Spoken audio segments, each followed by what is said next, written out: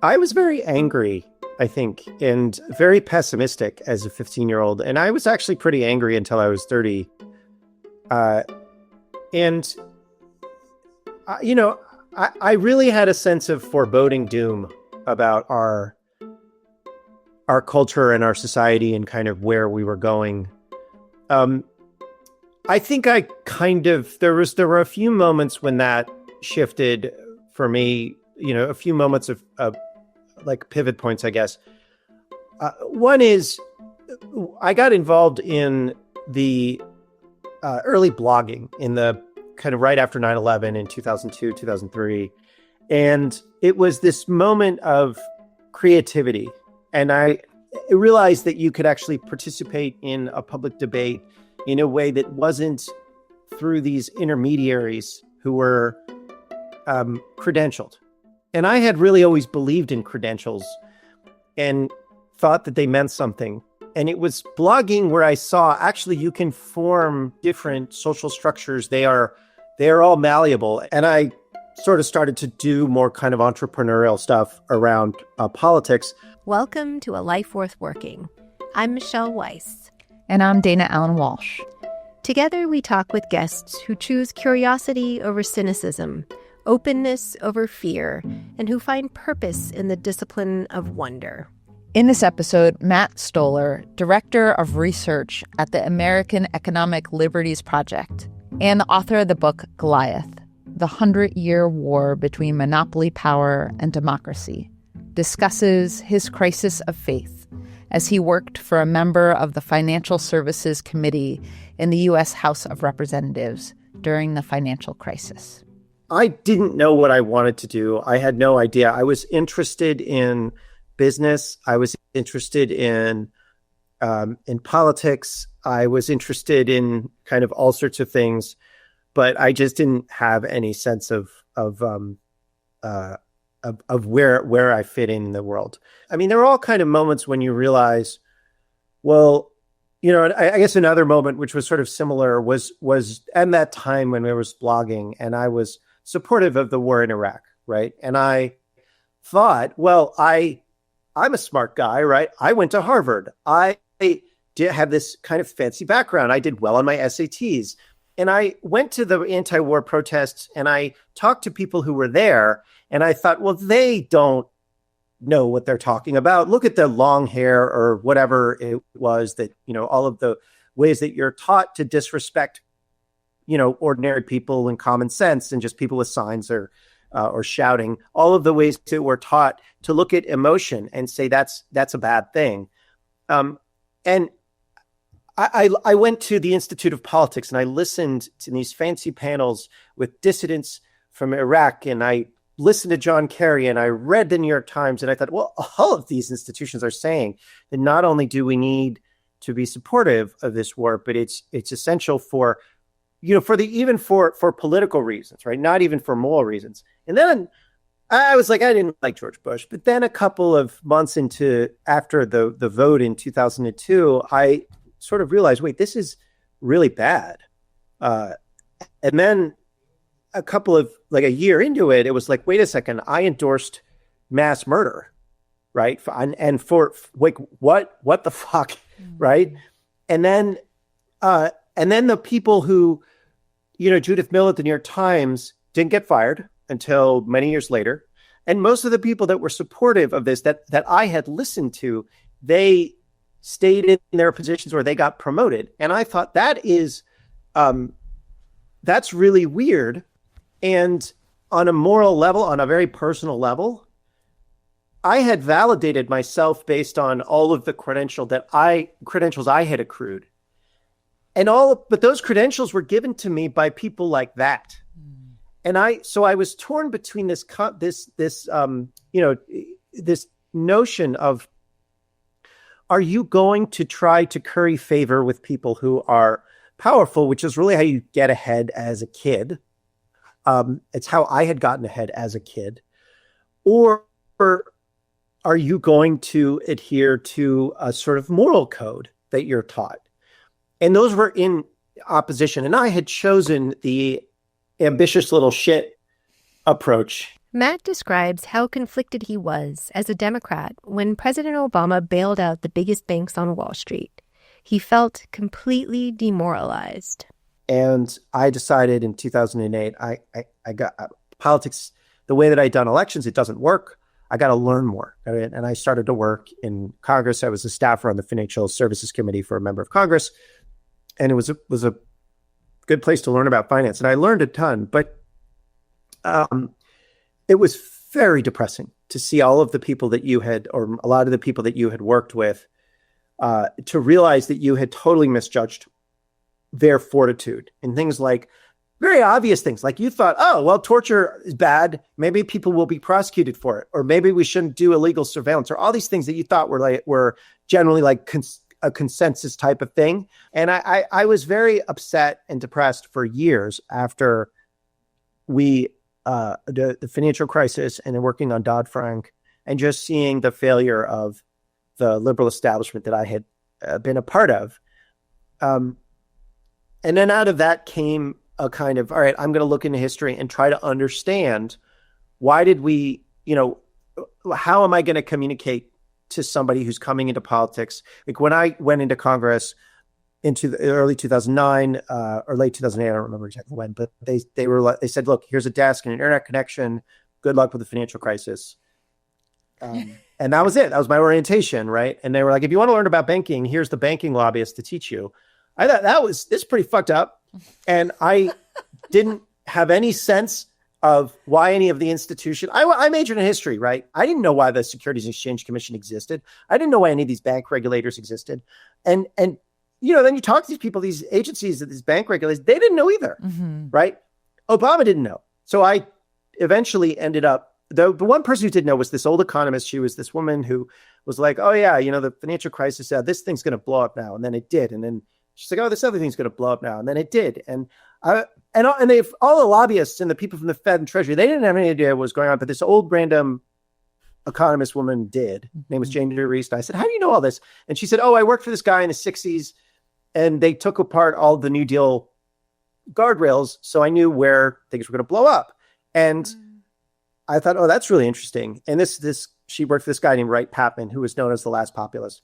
And then over the next couple of years, I read this book on monopolies, and it mentioned this law called the Robinson-Patman Act, which was about chain stores, constraining chain stores. And I thought, oh, Patman, that's that same guy. That's interesting. And so eventually I figured I wanted to write a book about why it wasn't just Obama, it was the Democrats had basically all supported this really terrible choice to consolidate wealth and power. And they didn't do it because they were corrupt. They thought it was the right thing to do. They were like, look, if you want to fix the banking system, you need to listen to bankers, right? Of course you just need, and that's what they thought. So it was like, why did they get that in their heads? Like, why couldn't they see that foreclosing on millions of people was a bad thing to do? And so I ended up saying, all right, what happened to the Democratic Party? And I did basically a biography, sort of a loose biography of this guy, Wright Patman, who had been, what I discovered is there's this whole tradition that I didn't know much about, which is the anti-monopoly tradition that goes back to the 1600s.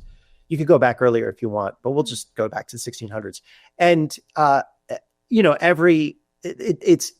it's in every nook and cranny of American law and commerce is this anti-monopoly tradition. We just didn't know anything about it.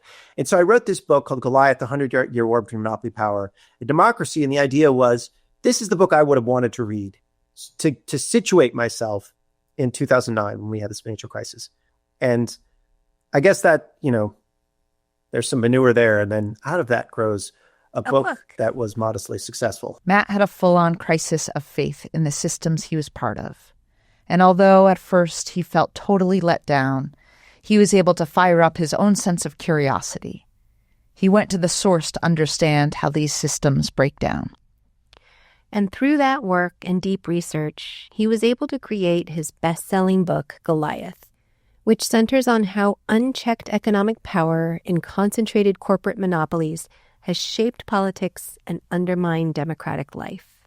Matt, tell us what your work entails today. So a lot of it is effectively business journalism. And it's a mix of business journalism and then political hackery, right? So I wear a number of hats, which is a cliche way of saying that I have one job that I sort of pretend and divide in multiple parts. I I'm in DC. I'm at a think tank. It's a bullshit job. uh, so what we do, I write a newsletter. It's called Big, and I also have a podcast called Organized Money. And we, what I do with those is I write about monopolies largely, but also finance, and kind of from the perspective of a populist, but someone who has some sense of how the law works. And I try to explain why the things that people are experiencing in their lives are the problems they experience are downstream from this tremendous consolidation of political and economic power, which has really happened since the 1970s because of some legal changes in how we organized antitrust law, finance, and regulatory policy. So, and that involves writing about antitrust cases. Antitrust is the specific body of law. There are other areas of law too. It also involves writing about companies. So the last entity I wrote about, I think in a serious way, was this company called Primo Brands. They are, like water coolers. They deliver water coolers, and they've rolled up. They own every domestic spring water brand that's owned by a private equity company. And if you have some people just love having those water coolers, and the delivery is terrible. You can't get your water cooler refilled. It's like really bad now. And that's happened over the last 3 or 4 months. And the reason is because of a merger. And so I wrote that up, did a bunch of research and reporting, wrote the story, put it out, and sent it to my 150,000 readers. Another one was on fire trucks. There's been a roll-up of fire truck producers. So one of the reasons that the LA fires were so bad, and obviously not the only one, mostly it was, the climate and everything, but half of the fire trucks were in the boneyard because you've had a roll-up of fire truck makers, and now they're one of them, the major one, is owned by a private equity company, and they make it really hard to get replacement parts for fire trucks. So fire departments are scavenging their own fire trucks for replacement parts. And so there's going to be a Senate hearing next month on it as a result of our work. And that's the kind of thing that we would do with Big, which is the newsletter that I run. And then I'm also at a think tank called the American Economic Liberties Project, and we're, I guess, about 15 to 20 people, and we write policy briefs for members of Congress, for state legislators, for executive branch officials at a state and federal level, how to bring antitrust cases, how to do regulatory policy. So a recent one that we wrote, which is really fun, we have briefs on why electric utility bills are so high and how to address that. We also have something on, I know if anybody has a pet, do you guys, either of you have pets? Mm-hmm. So going to the vet is more expensive than it used to be. Yeah. I don't know if you've noticed that. And that's because you've had a corporate roll-up of veterinary practices. And so we wrote a bill that at a state level would ban corporate takeover of vet practices. And so it's stuff like that. And, the stuff that's like kind of making our lives more difficult, it's not just veterinary, it's not just pets, it's kind of everywhere. We try to give policymakers tools that they can use to take on corporate power with varying degrees of success. So this week, the judge in a court in DC is going to hand out a remedy decision on Google. It'll be front page news. He said August, so I'm assuming it's going to be today or tomorrow. These things can slip, but it'll be relatively soon. So that would be the big one. That's Google, right? But there's a bunch of others, and we're trying to keep those alive in the Trump era with varying degrees of success. Wow. Matt, I hear so much curiosity in your journey of just all the ways that from your own curiosity about yourself and your upbringing to then how that's impacted your career of politics and wearing multiple hats in the DC area. Would you talk about that role of curiosity in your career trajectory and what that's looked like? Yeah. I mean, when I was little, my parents took me to museums a lot, and I did a lot of reading. I loved history. It's just really fun to learn. And I think that my mom once said to me she took me to another museum, and I'm grateful they did it, but I didn't like it at the time. She said, That's helpful to hear as parents. yeah, no, it didn't. And she also took me to carpet stores, and we just stayed there forever. And I don't know why. And I'm still mad about that. Right. In the I'm time still of mad. wall carpet. Yes. Yeah, it's really weird. Anyway, like, what do you do for 3 hours in a carpet store? Mom! If you can admit that you're not, that you don't know anything, that everybody is equal, and that you can be wrong about things, yeah, I think it's very empowering. It's also it can be depressing too, right? Because then you're not as confident. But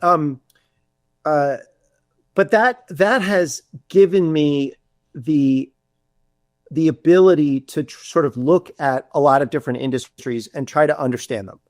And if I don't understand them, then, I can't really write about them, because I have to defend whatever it is, I'm saying. That's one of the things about writing about monopolies, is that if you're writing about entities with a lot of money, and you're writing in a critical way, you better be right. Mm-hmm. Or at least it better not be embarrassing. Mm-hmm. You shouldn't be embarrassingly wrong.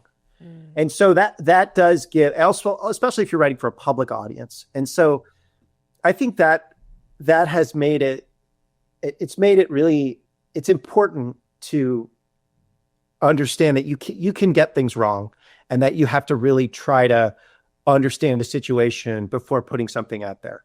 That curiosity is the basis for any sort of free society, right? Just a kind of basic understanding that we don't know. We don't know what's going on in this world. We don't know a lot of what's going on, and we should just constantly be open to new information, and we should constantly be open to the idea that other people have a better sense of what's going on in their world than we do. And I think that's important in DC. Like, there was this really deep sense of confusion among the people that I dealt with in DC, saying, well, all of our numbers are saying that there's not a lot of inflation anymore. Why is the public so mad? What are they getting wrong? And my view is, if they think that prices are going up and our dials say they're not, my guess is our dials are broken, because they know, like, they have a sense for what's going on, what they are buying. And there were all these condescending ways of dismissing what other people were experiencing. And maybe people were wrong, really, really wrong, and have most of my career in politics. I don't think that's always been, but I think at this moment, I think it's from Iraq to the financial crisis to opioids. So I think bringing more humility to that is something that ultimately we're going to get to one way or the other, and it might be in a very ugly way. Yeah. I like how you're describing this larger process, and it sounds like it kind of was a real existential crisis for you to go from sort of understanding the condescension and certitude that you were seeing in your environment and feeling within yourself, and then moving toward this more moral dimension in your work, right? And feeling that sense of intellectual humility. And I'm curious, if you look at what you do now and this idea of kind of really living into this sense of equality, which is hard and which can be depressing, do you sense that this feels like a kind of calling to you? I think my view is that we are all we are divinely touched. I don't know how you can characterize that in any way, any religion, but our souls, I think, have a touch of the divine in them. And therefore, and that doesn't mean that we're good or bad, but it means that we, I think, have an obligation as moral beings. And, and I think everybody, I mean, if you look at how we structure our commerce, right, it's largely structured by economists. If a reporter wants to know, or a politician wants to know, what should we do about this thing involving money or power? Usually they'll talk to an economist. Sometimes they'll talk to a general. If you talk to, what is an economist? An economist is a certain type of moral reformer. In the 1880s, 1890s, it was the founding of the American Economics Association. The first meeting roughly half of the members were Protestant ministers. And the whole idea of the social sciences in economics and the language of technocracy in which we're sort of living has a moral framework. And we maybe don't accept that it does, because it's sort of like saying, oh, I don't have an accent. I talk normal. But of course you do, right? And we are living in a world in which we have a basic understanding of what a human being means. My view is maybe more isolated, which is that I believe that every individual has a touch of the divine. I don't think that is generally. I don't think that most people in elite circles believe that. I don't think that they would say that that's not true. I don't think they think it very, very carefully or closely. But if you think about, there's a current debate about the Federal Reserve going on, right? Which is the bank that sets all of our interest rate policies and runs a lot of our economy. And there's this view that the Federal Reserve needs to be independent, untouched by politics, right? Because there's a very famous book on the Fed in the 80s called Secrets of the Temple, which is a religious, that's religious terminology. Alan Greenspan, he used to be known as the Oracle, right? This is all religious iconography. If you believe, I don't believe in Federal Reserve independence, right? Because that just means we listen to the, men in suits, and they ordain what we should do with our interest rates and credit and borrowing and whatnot. And because we, the people, are not good enough. Our elected leaders are too icky to do, to make these kinds of choices. And I think that's a very common view among elites, is we need to protect the independence of the Federal Reserve. And what that really means is that we have some people who can speak to God and some people who can't, right? And that and so I believe that everybody has a relationship with God directly. It's a very Puritan, go back to the Puritans. That's my view. And I think that is, maybe I'm transmogrifying lots of stuff. I'm sure you would, if you talk to people at the Fed, they'd be like, what the hell is he talking about? But that's my general observation. It is religious. And I do believe that. I'm Jewish. I've started to get into this thing called Daf Yomi, where we read a page of the Talmud, which is the sort of Jewish interpretation of the Torah, basically the comment section of the Torah. I read a page of that every day. And it's fun. It's very pedantic. But yeah, it's definitely religious. I definitely see myself as a religious sort of priest or something like that. Matt's journey from being known as the knower of things to recognizing doubt and uncertainty is a humbling experience. But he's used his work to move away from that certitude and embrace curiosity and intellectual humility. It reminds me of something Malcolm Gladwell realized, too. Gladwell now points to his hubris as a young writer striving to write a book for the ages. And in his own certainty, he had been dead wrong about stop-and-frisk policies in his book, The Tipping Point. These are his words. I wrote, I know this is what happened. And what I should have said is, this is what I believe happened now. Right? And those words, I believe happened now, have to be at the center of any understanding of how the world works. We have to acknowledge that we are representing the position of this very moment, and that position could change if the facts change, right? This is what I believe happened. This is what I believe to be true now, today. I think both writers are highlighting how curiosity can lead us into more of an interrogative approach, rather than quick moves to sweeping claims.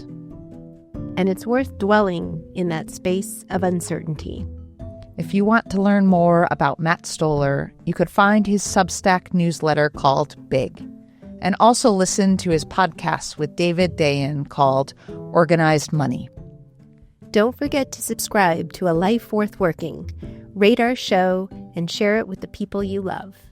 Because together, we're all searching for the soul of work.